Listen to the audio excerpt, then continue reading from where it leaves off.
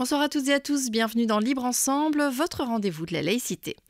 Ce que nous voulons, c'est tuer la guerre, c'est mettre à mort le bellicisme. Pas dans un siècle, mais demain, maintenant. Ceux qui préconisent la guerre, qui la défendent, devraient être cloués au pilori par l'humanité en attendant qu'une juridiction internationale les juge, les condamne. Nous ne voulons plus que nos cités soient bombardées, que des milliers de jeunes gens pourrissent dans des charniers, que des femmes et des enfants soient torturés par des gaz sinistres. Nous voulons le triomphe de la vie sur la mort, l'établissement de la patrie humaine dans la concorde et la fraternité. Ces mots, ce sont ceux de Henri Lafontaine, prix Nobel de la paix en 1913, des mots prononcés en ouverture du Congrès universel de la paix à Bruxelles en 1931, mais qui résonnent encore pleinement aujourd'hui. En cette journée internationale des droits humains, nous avons décidé de mettre à l'honneur cet homme, Henri Lafontaine, pacifiste, féministe, socialiste, humaniste, qui voulait répandre le savoir et qui rêvait d'instaurer un gouvernement mondial. Libre Ensemble, Vinciane Colson, Jacques Nizin. Pierre Van den Duggen, bonsoir. Bonsoir. Vous êtes docteur en histoire, vous enseignez à l'ULB et à la Cambre et vous venez de publier Henri Lafontaine, prix Nobel de la paix 1913 aux éditions Samsa en collaboration avec la Fondation Henri Lafontaine. Alors c'est une biographie en contexte. Alors peut-être pour démarrer, pour nos auditeurs qui ne connaîtraient pas du tout Henri Lafontaine, je ne vais pas vous demander de le résumer en 3 mots, mais peut-être en 3-4 phrases, vraiment, comment est-ce qu'on pourrait l'introduire voilà. Disons que c'est au départ un bourgeois qui a des idées progressistes et petit à petit, je dis bien petit à petit parce que c'est plutôt dans la trentaine, qui va vraiment s'engager dans la vie publique en soutenant que les hommes et les femmes peuvent s'émanciper par le progrès. Donc il est clairement progressiste et donc c'est pour ça qu'il s'engage dans le combat féministe, qu'il est résolument internationaliste versus pacifiste et qu'il entre en politique en tant que sénateur du POB, c'est-à-dire de l'ancêtre du Parti socialiste, le Parti ouvrier belge. Ouais. Alors, en fait, pour cette biographie, vous avez vraiment mené un travail de fourmi pendant 3 ans. Vous avez vraiment fouillé les archives pour écrire cette biographie. Qu'est-ce qui vous a attiré? Qu'est-ce qui vous a passionné finalement dans ce personnage et qui vous a donné envie de mener ces recherches? Mais en fait, je le connaissais très vaguement au départ. Disons, il passait un petit peu pour un pacifiste gentil, voilà. Et puis, au fur et à mesure de la découverte de ces archives d'une richesse exceptionnelle parce qu'il a tout conservé, de la vie vraiment quotidienne aux colloques, aux publications, à une correspondance considérable où il se livre très très librement. Eh bien, j'ai découvert quelqu'un qui est certes partiellement un utopiste, mais qui est tout de même un organisateur, c'est-à-dire quelqu'un qui a l'ambition vraiment d'essayer de faire changer les choses. Même si la finalité de son ambition est dans l'utopie, je prends l'exemple du gouvernement mondial, il y a tout de même des parts de cette réflexion qui aujourd'hui sont en partie appliquées, c'est-à-dire qu'il est un juripaciste, c'est-à-dire qu'il veut instaurer la paix mondiale, mais par le droit. Bon, il y a un tribunal international qui existe et d'ailleurs il a contribué à, je dirais, la première création de cela. Il est très nettement engagé aussi dans la Société des Nations, qui est cette tentative, qui avorte finalement, mais de premier gouvernement du monde. Donc il y a dans son idée vraiment l'impression qu'il faut sortir de ce qu'il appelle le vieux monde. Bon, c'est une phrase évidemment que beaucoup utilisent, mais l'idée est surtout qu'il faut instruire, ça c'est très important, je le répète, hommes et femmes. Oui, on parlera de son combat féministe. Mais alors peut-être que j'ai envie de revenir sur on va dire son combat principal peut-être, parce que c'est un homme aux 1000 vies, et on le voit d'ailleurs de votre biographie, vous avez vraiment divisé ça entre l'homme politique, l'avocat, le pacifiste, le franc-maçon. C'est très important pour lui aussi la maçonnerie, puisque je dirais les éléments, les piliers en fait fondamentaux de la maçonnerie lui parlent dans le sens où c'est une maçonnerie dans le siècle, clairement. Même s'il va loin dans l'initiation signification symbolique, si vous voulez. Il estime que la maçonnerie doit être dans le siècle. Et d'ailleurs, il est parmi les pionniers en Belgique à estimer qu'il faut que les femmes puissent être admises en maçonnerie. Alors, son premier combat, celui qu'il a vraiment porté toute sa vie, vous l'avez déjà dit un peu, c'est celui pour la paix. Oui. Alors, est-ce que c'est une conviction qui était ancrée en lui depuis toujours, le fait qu'il fallait vraiment dépasser les nations pour instaurer vraiment la paix entre les peuples? Il est vraiment opposé effectivement au concept de nation. Il estime que c'est le nationalisme qui est à l'origine effectivement du bellicisme et puis des guerres. Ceci dit, pour un pacifiste, il a quand même donc les échos en tant qu'adolescent de la guerre de 1870, mais il vit en exil aux États-Unis la Première Guerre mondiale et il vit enfermé chez lui et âgé la Deuxième Guerre mondiale puisqu'il meurt en 1943. Bon. Et donc, c'est très problématique pour un pacifiste. Mais je répète, c'est un pacifiste par le droit. Ça signifie par exemple que lors de la Première Guerre mondiale, il estime qu'il doit s'engager aux côtés des Alliés. Il estime que les empires centraux, comme on les appelait, donc à commencer par les Allemands, les Autrichiens, ne peuvent amener une paix durable. Et à ce titre, il écrit un livre qui s'appelle Magnissima Chartae, qui est un projet de gouvernement mondial. Il estime que le projet de Wilson, donc c'est-à-dire de présidence des États-Unis en exercice alors, qui est de construire une société des nations, est l'espèce de deal, si vous voulez, qui fait qu'on doit faire la guerre, donc c'est un pacifiste qui dit ça, pour arriver à instaurer une paix qui sera cette fois définitive. Il a son interprétation de la der des der, si vous voulez. Mais pour lui, parce qu'il y a dans le mouvement pacifiste beaucoup de gens, que ce soit des Quakers, que ce soit des pacifistes du Nord, des pays du Nord ou des Pays-Bas, beaucoup de sociétés anglo-saxonnes qui sont contre la guerre quoi qu'il arrive, eh bien très clairement, alors qu'il est président du Bureau international de la paix depuis 1907, il s'oppose à ce pacifisme-là. Ça veut dire que la guerre pour se défendre ou la guerre contre les dictatures, par exemple, ça, elles sont justifiées? C'est ce qu'il exprime. Et je ne peux le dire que par rapport à la Première Guerre mondiale, qui est évidemment un conflit d'une ampleur exceptionnelle. Il y a eu des guerres internationales avant celle-ci, mais elle est vraiment considérable. Et surtout, ce qui l'a frappé, c'est que les Allemands n'ont pas respecté la position de neutralité qui était celle de la Belgique en franchissant les frontières, en l'envahissant en 1914 et en commettant, ça s'est avéré, même si on l'a utilisé pour la propagande, en commettant plusieurs milliers d'assassinats de civils. Et ça, pour lui, c'est effectivement, lui qui est germanophile, lui qui parle allemand, lui qui a traduit Wagner, qui est un wagnérien de la première heure, c'est la déception totale, à telle enseigne qu'après la Première Guerre mondiale, il n'écrira plus en allemand. Et dans les archives, je ne trouve plus de mention de la culture allemande, qui était pourtant pour lui la première, avant la guerre. Oui. Alors, on l'a dit, il a reçu le prix Nobel de la paix en 1913. Ça a un côté quand même très ironique, j'ai envie de dire, parce que c'est vraiment à l'aube de la Première Guerre mondiale. Mais comment est-ce que le pacifiste qu'il était a vécu ces deux guerres? Alors, vous nous avez dit, la première, finalement, il s'engage, elle lui paraît justifiée.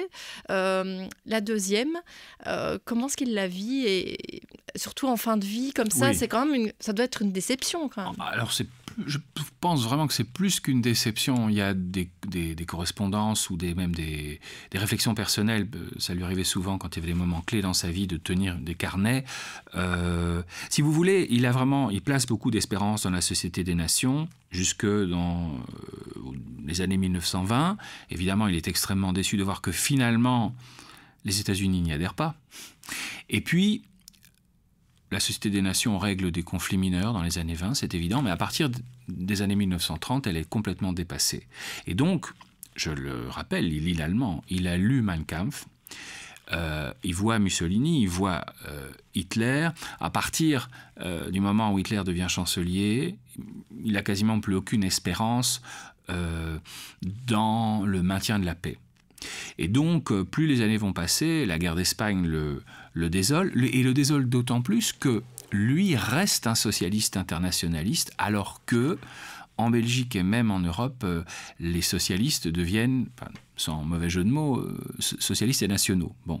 La nouvelle génération, c'est-à-dire Henri de Man, qui aura plus que des sympathies pour Hitler par la suite, et Paul-Henri Spaak, détestent ces internationalistes de la vieille école, jusqu'à Van der Velde, donc, qui sont mis de côté, si vous voulez.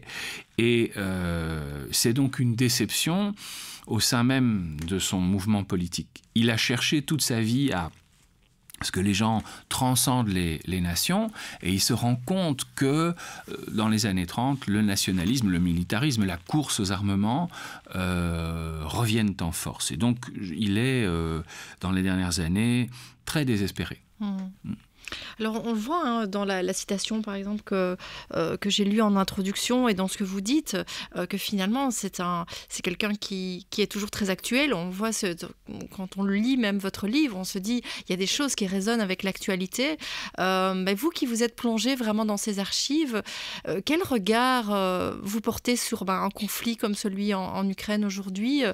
Voilà, quel serait le regard d'Henri Lafontaine selon vous là-dessus? C'est difficile à dire parce qu'évidemment, on ne fait pas parler les morts, mais disons que vu qu'il est jury passiste, il aurait dit qu'il y a effectivement un agresseur. Partant de là, je ne peux pas aller plus loin, mais ça c'est un fait, c'est-à-dire que dans le regard de ce type de pacifiste-là, il est évident qu'il peut exister des guerres de défense s'il en est attaqué. Bon. Donc ça c'est vraiment des grandes questions qui sont effectivement très, très contemporaines. Bien entendu, il n'a pas conscience, et alors pas du tout, parce que c'est un progressiste vraiment au sens avant les postmodernes, donc qui estime qu'il y a vraiment l'avancée du progrès, que tout se passera bien grâce au progrès. Il est clair qu'aujourd'hui, les problèmes écologiques majeurs nous révèlent que des solutions ne peuvent être trouvées que de manière internationale. Donc le regard international reste plus que jamais pertinent. Il n'y a pas, dans les grandes crises qu'il vient d'y avoir, que ce soit le Covid ou n'importe quoi, au moins la dimension européenne a permis de trouver des solutions. C'est vrai que quand moi je forme les futurs profs d'histoire, et quand on regarde ce qui est demandé au cours d'histoire dans les différents pays d'Europe, depuis quelques années, il y a un retour au récit national, parfois au roman national, et alors ce risque d'apprendre, si vous voulez, aux adolescents une fierté qui parfois peut redevenir belliciste. Ça, c'est évidemment le contraire de ce que pense quelqu'un comme La Fontaine, attaché à l'histoire certainement, mais pas au principe même de la nationalité. La preuve en est, c'est que dans ses correspondances, il écrit les noms des nationalités avec des minuscules. En fin de vie, il parlera même donc de communauté mondiale plutôt que d'internationalisme. C'est à ce point-là. Ouais. Oui. Alors, donc Henri Lafontaine, on l'a dit, il s'engage en politique. Donc il va s'engager d'abord plutôt libéral, et puis il va vraiment s'engager donc au POB, au Parti ouvrier belge. Donc il devient sénateur. Mais on a l'impression qu'il s'intéresse surtout à la politique parce qu'elle peut servir justement ses idéaux pacifistes. Oui, alors... Première chose, il n'est pas le seul, loin de là, à être parmi ces bourgeois qui trouvent le Parti libéral trop faible dans ses réponses aux problématiques sociales et qui deviennent pour beaucoup libéraux progressistes. Et puis, certains vont se convertir, c'est vraiment le terme d'époque, c'est ce qu'on utilise. Je pense à Jules Destrée, Émile van der Velde, Louis de Broeckers, ce sont tous des gens qui, sans être des grands bourgeois, ils sont pas issus du milieu prolétaire, et qui passent au Parti ouvrier belge, et qui sont même utiles au Parti ouvrier belge au départ, puisque par exemple, pour l'édification de la Maison du Peuple, qui a malheureusement été rasée à Bruxelles,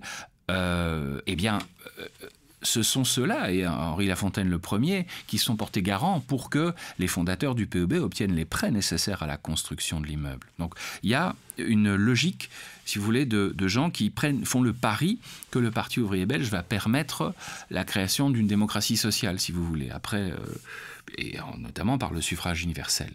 Après, il est certain que ce qui compte dans son choix, c'est que le socialisme a une dimension internationale. Et le socialisme se veut pacifiste, même s'il ne veut pas frayer avec les pacifistes bourgeois. Et ça, c'est une grande tristesse pour La Fontaine.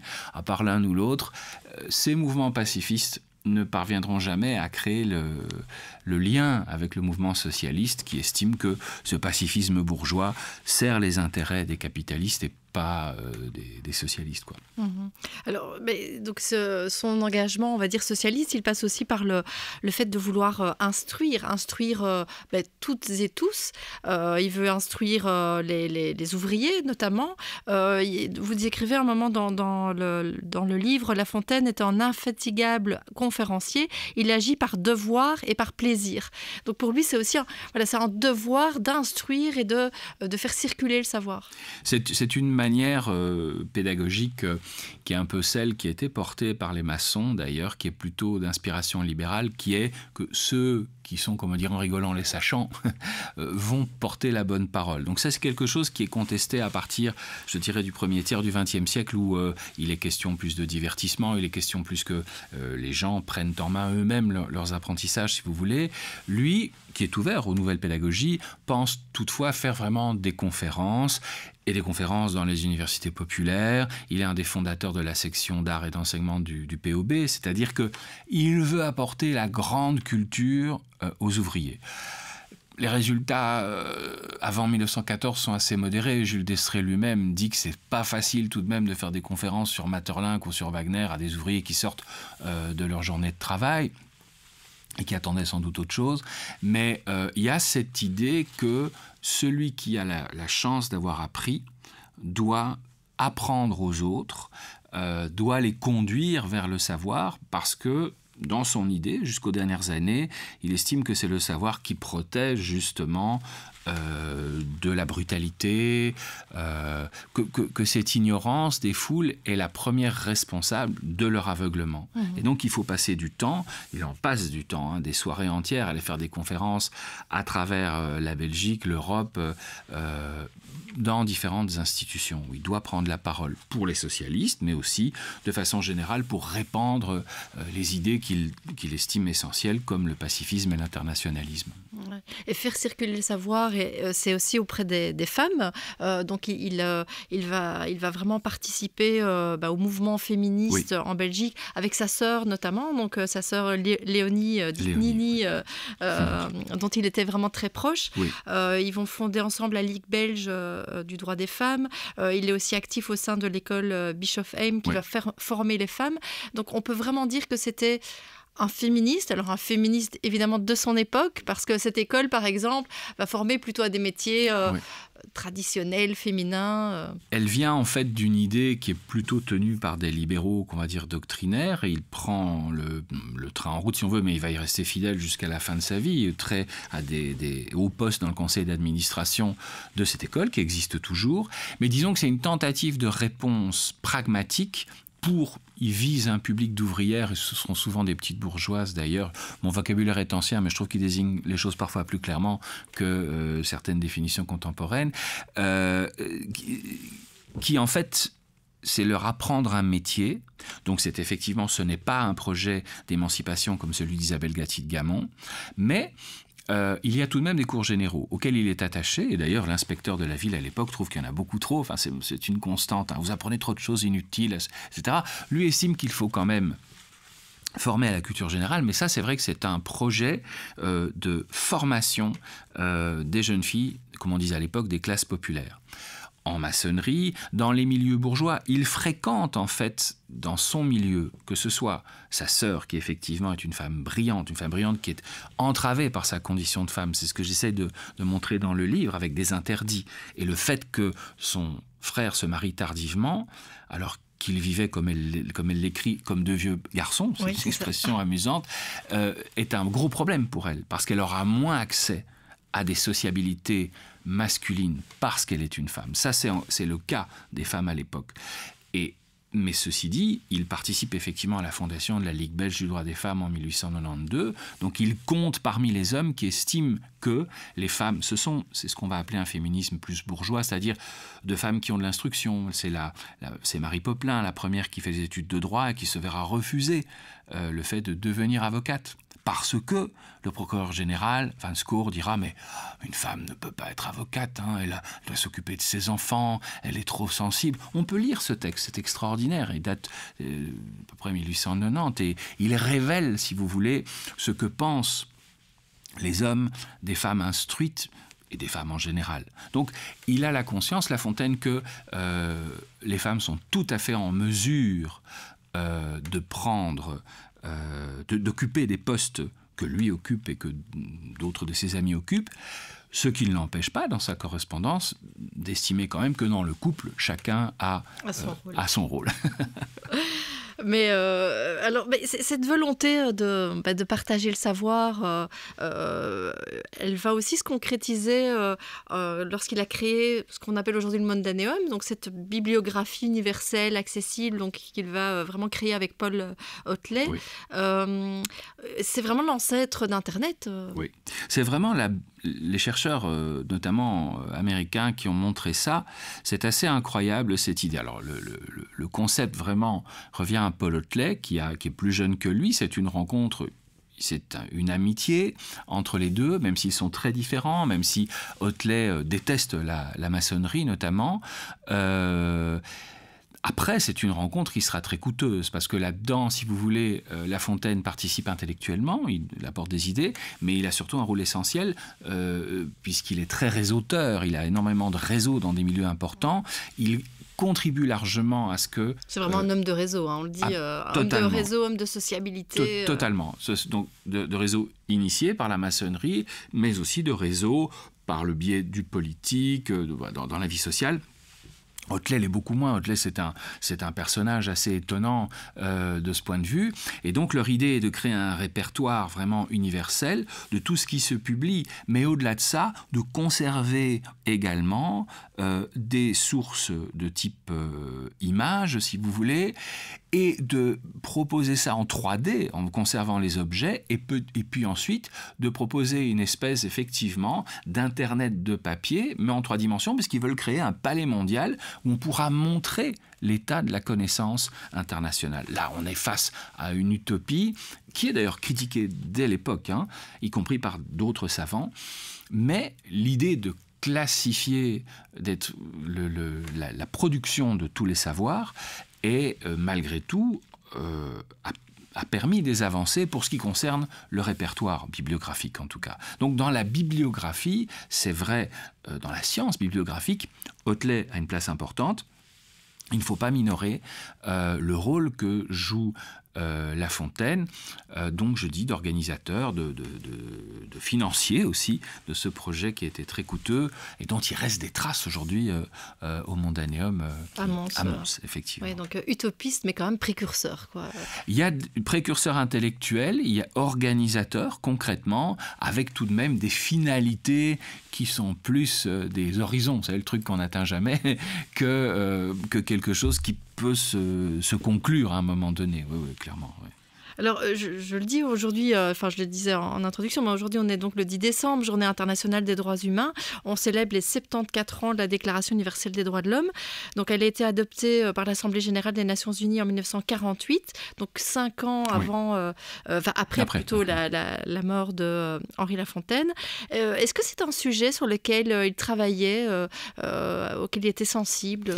Oui, parce qu'il était un des membres fondateurs de la section belge, donc ce qu'on appelait à l'époque la Libège des droits de l'homme, homme dans le sens générique, mais c'est vrai que maintenant on dira plutôt humain, ça inclut. Et donc, non, c'est très important pour lui, d'autant que il est très sensible aussi aux thèses de la Ligue des droits de l'homme, c'est-à-dire le pacifisme, hein, c'est un des éléments fondateurs. C'est aussi en réponse à l'affaire Dreyfus et à l'antisémitisme qui a été induit par cette affaire. La Fontaine... Évidemment, il est juif par sa mère, mais il n'en fait pas état parce qu'il n'est pas sioniste, mais est très sensible à l'antisémitisme qui est très fréquent, y compris à gauche, hein, des plus grands, grands dans le sens des plus importants antisémites belges, c'est Edmond Picard, qui est un socialiste belge. À l'époque, on écrit des choses vraiment... assez épouvantable sur les Juifs. Et donc, il y a cette idée, effectivement, que les humains, même si ce n'est pas formulé comme tel, on dit, donc les hommes à l'époque, ont effectivement ce droit au respect, le droit à la vie. C'est aussi quelque chose auquel La Fontaine adhère. C'est son regard. Tous les humains ont le droit à la vie.